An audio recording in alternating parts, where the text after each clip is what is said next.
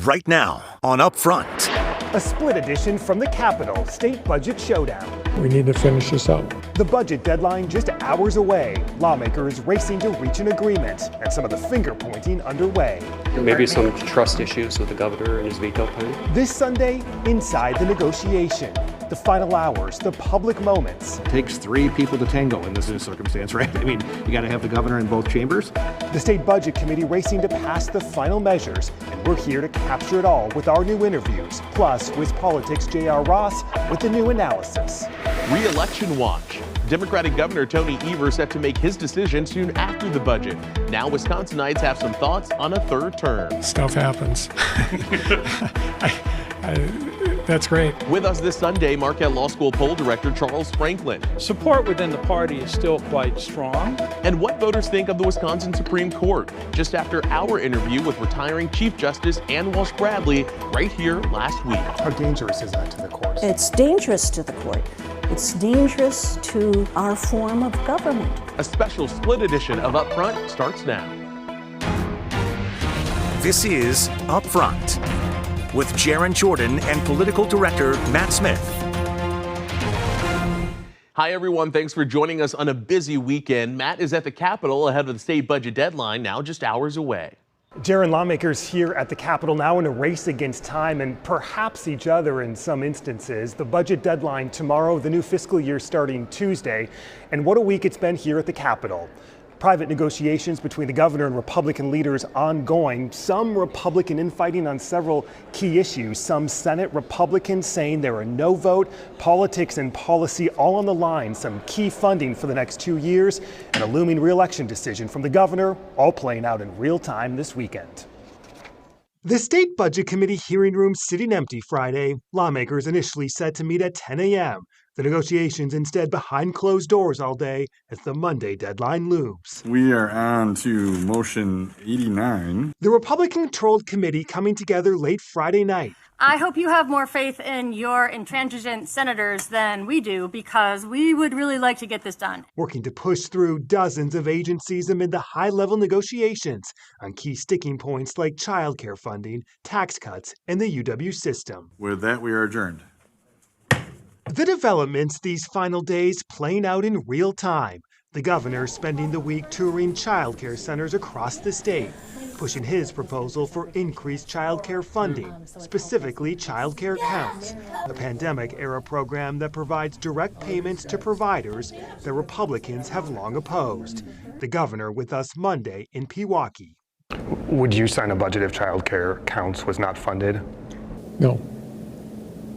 That's a sticking point for you. Absolutely. Seems like Republicans, though, won't budge on that at this I'm not sure about that. I'm not sure about that. So you're saying that is part of the conversation right now? Sure. Absolutely. What about UW funding? There was talk last week that Republicans are considering $87 million in cuts. Has that been discussed? Yeah, we discussed it. Hopefully we're headed in the right direction. What's that? I'm not going to talk about specifics, but I know it's a positive number. The governor said yesterday you are possibly open to something like child care counts, or at least giving some money directly to providers, and the UW funding he called a positive number in your conversations. How would you describe where conversations are with those two topics? Well, I would say we're really preliminary. There's a lot of details left to be worked out. Our caucus has been pretty steadfast in saying we are not just going to write checks out to providers. Just like you don't write a check out to the person who owns a grocery store to lower the food costs, you try to target it at people who are of moderate means to be able to help everybody get access to the resources they need. I think that would be more of our answer for childcare. But yeah, we're certainly open to working with the governor. I know childcare is important to him. It's important to our members. And I think in the end, we'll be able to find a consensus around that topic. And UW funding? Look, as I've said before, the UW needs to reform. There are important things that we would like to discuss. We'd like to make sure that it's easy to transfer credits between campuses, that you can graduate hopefully quickly without a lot of bureaucracy, that you can get access to a class when you need it. Those are things that we want to put on the table for the UW to be more responsive. We are still, again, very early in the discussions about that. But yes, there are investments. We know, look, there are high demand faculty that need to be able to be paid to hopefully stay stay and do a good job teaching on campus. We'd like to make sure that they're actually in the classroom. So I think there are positive ways that we could find some kind of a consensus.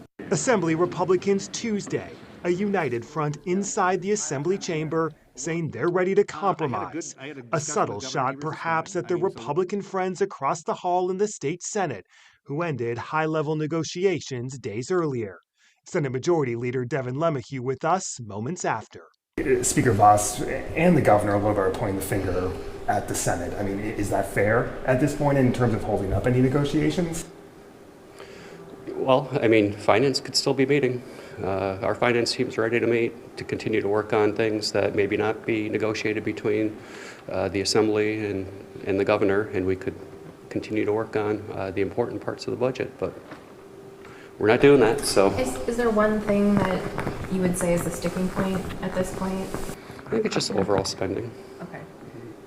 Maybe some trust issues with the governor and his veto pen, things like that, but we're working through it. We got time.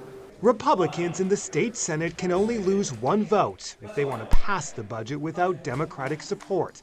Republican State Senator Chris Kapenka with us just last week right here. So you're no vote as we sit here today? I'm not a no vote yet. I'm still waiting. We don't have the budget finalized yet, but as I've said in my post, I'm very concerned at this point. I was going to say, what would get you to a yes?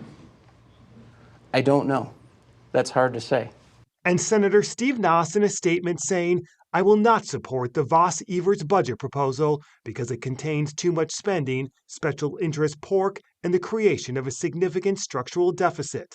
The Vos-Evers budget plan is neither conservative nor taxpayer-friendly. However, if passed, it would be a big win for the politicians and lobbyists.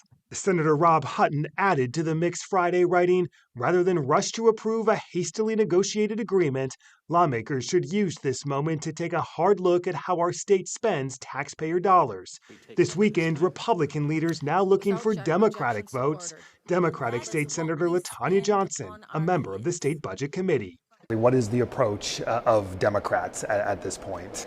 So the approach of Democrats at this point is to remain at the table, to provide insight and input, and to make this a true bipartisan process. We know that we're not going to get everything that we want.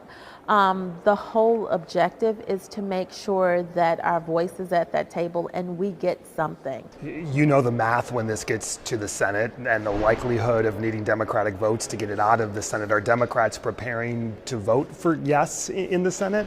So it depends on what those things look like. It will depend on if we're willing to give our votes.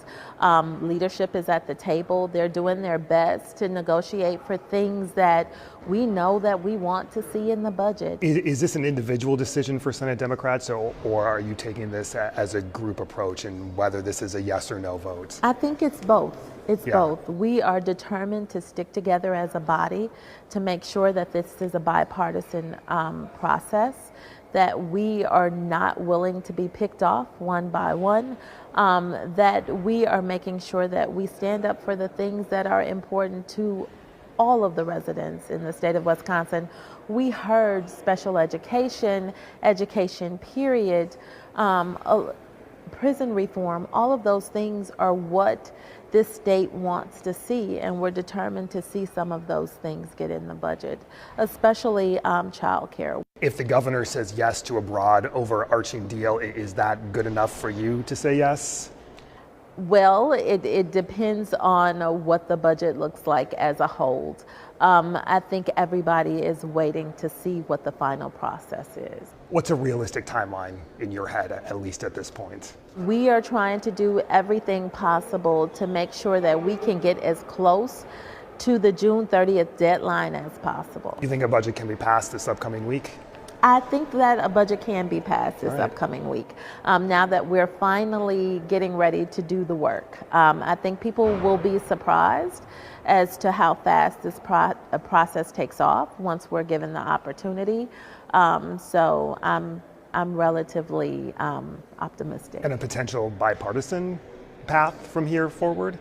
We're hoping that it's a bipartisan path, and I'm sure the Senate is hoping it's a bipartisan path too, because they're going to need some extra votes. So, and we're banking on that. All right, to be continued here at the Capitol as we head into a pivotal week. We, of course, will be here, Jaron, throughout it all. All right, Matt, coming up, you mentioned the governor's re-election decision. This weekend, we have new insight on what Wisconsin voters are thinking. Charles Franklin, director of the Marquette Law School poll, is with us next.